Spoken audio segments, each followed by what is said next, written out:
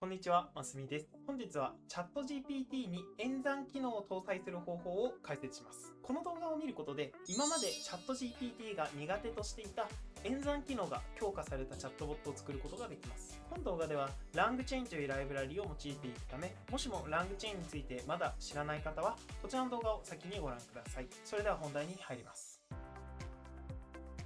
まず、今回のゴールとシステム設計を説明します。今回のゴールは演算機能の搭載されたチャットボットの構築です。システム設計としては、プロンプトが入ってきたらチャット GPT が必要に応じて演算機能を使いながら回答を生成するという流れになります。実装方法としては LangChain というライブラリを用いて Python というプログラミング言語で実装していきます。より具体的には LangChain の中の Agents という機能を利用していきます。エージェンツとはプロンプトの内容に応じてツールを使い分けて自動で解放を生成してくれる機能です。そしてエージェンツには4種類あるのですが、今回はその中でもゼロショットリアクトディスクリプションとカンバセーショナルリアクトディスクリプションを用いていきます。ゼロショットリアクトディスクリプションはツールの説明文章からツール選定をするエージェントです。カンバセーショナルリアクトディスクリプションは会話を使うことに特化したエージェントです。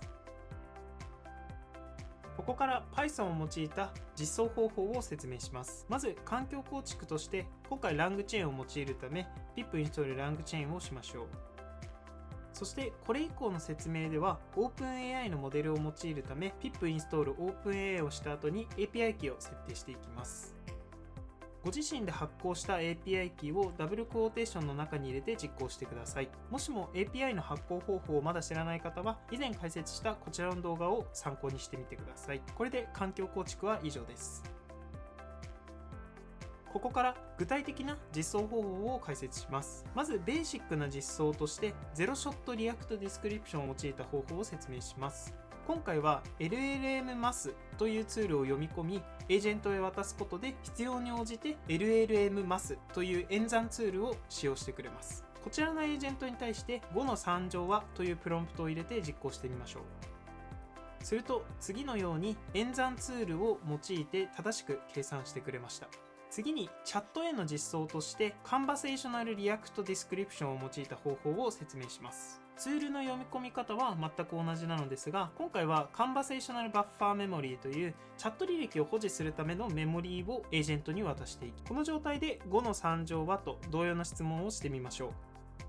そうすると125と正しい答えが返ってきました。さらにその答えに対して π を掛け算するといくつになるという質問を投げてみましょう。そうするとチャット履歴が保持されているため、先ほどの答えが125であることを理解して π を掛け算して正しく393と回答してくれました。最後にここまで解説したチャット GPT に演算機能を搭載するプログラムを Web アプリに落とし込むと、このような強化版チャット GPT のようなものが作れます。チャット GPT と LangChain を用いた Web アプリ開発をしてみたい方は、以前解説したこちらの動画を参考にしてみてください。以上、本日はチャット GPT に演算機能を搭載する方法を解説しました。もっと学びたいという方は、この動画以外にも様々な教材を YouTube と公式 LINE で発信しているため、ぜひチャンネル登録、友達追加お願いします。また、チャット GPT の仕事の相談をしたい方や、チャット GPT の仕事に携わりたいエンジニアの方は、概要欄にあるメールアドレスよりご連絡ください。ではまた。